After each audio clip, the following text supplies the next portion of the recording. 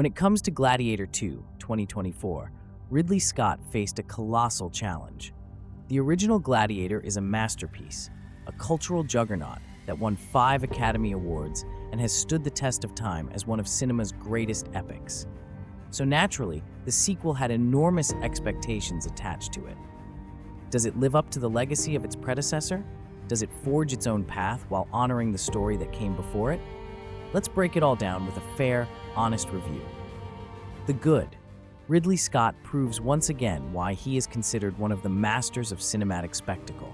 From the sweeping vistas of ancient Rome to the stark beauty of Numidia, every frame of Gladiator II is a work of art. The attention to detail is impeccable, with authentic costumes, massive set pieces, and breathtaking cinematography that pulls you right into the world of the Roman Empire.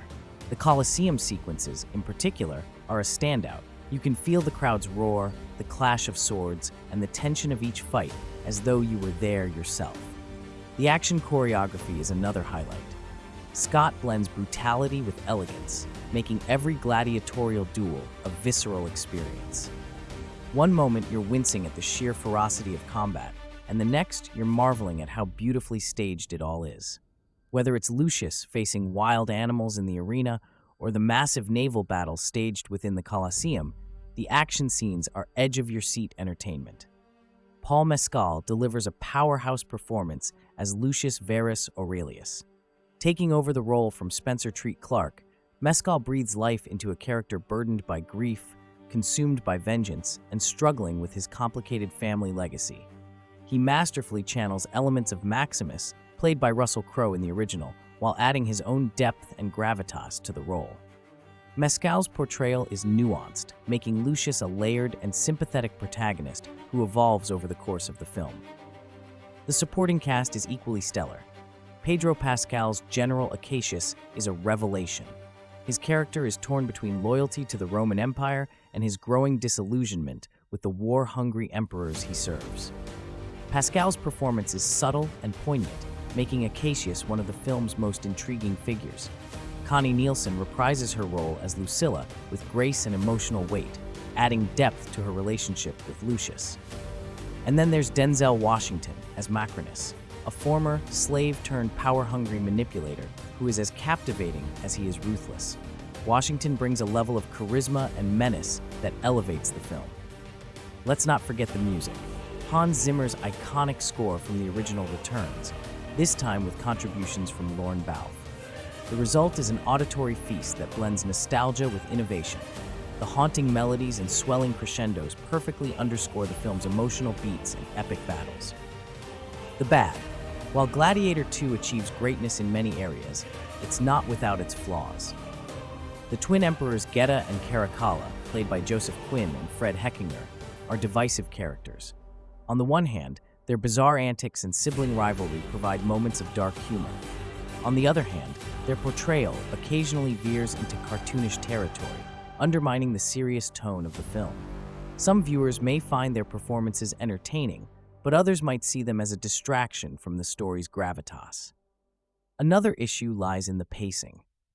The film's first act is gripping, thrusting viewers into a world of chaos and conquest. However, the second act slows significantly as the narrative shifts focus to political intrigue in Rome. While these scenes are important for setting up the climactic events, they lack the urgency and energy of the action sequences, which could lose some viewers' attention. Certain characters feel underutilized. Lior Raz as Vigo, the gladiator trainer, and Matt Lucas as the Colosseum's master of ceremonies have moments of brilliance but are given limited screen time.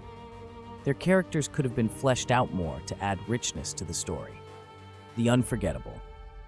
Now let's talk about what Gladiator II does exceptionally well, the moments that will stay with audiences long after the credits roll.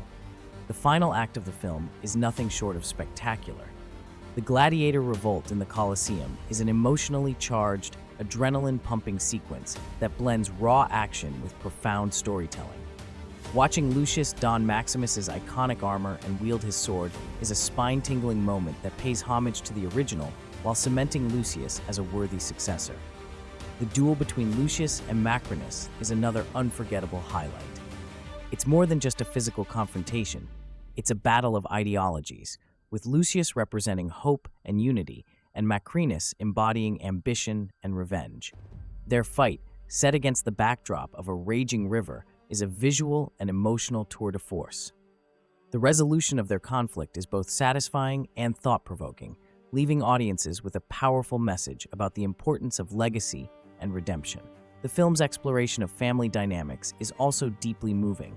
Lucius's strained relationship with his mother, Lucilla, adds layers of emotional complexity to the story. Their eventual reconciliation, though bittersweet, underscores the themes of forgiveness and understanding. The revelation that Lucius is Maximus's son adds a poignant twist, tying the two films together in a way that feels organic and meaningful. The historical context. One of the most fascinating aspects of Gladiator II is how it weaves history into its narrative. The twin emperors, Geta and Caracalla, are based on real historical figures, as is Macrinus. While the film takes creative liberties, it stays true to the spirit of the time period, depicting the corruption, decadence, and political machinations of ancient Rome with vivid detail. This grounding in history gives the film an added layer of authenticity and intrigue, thematic depth, and symbolism.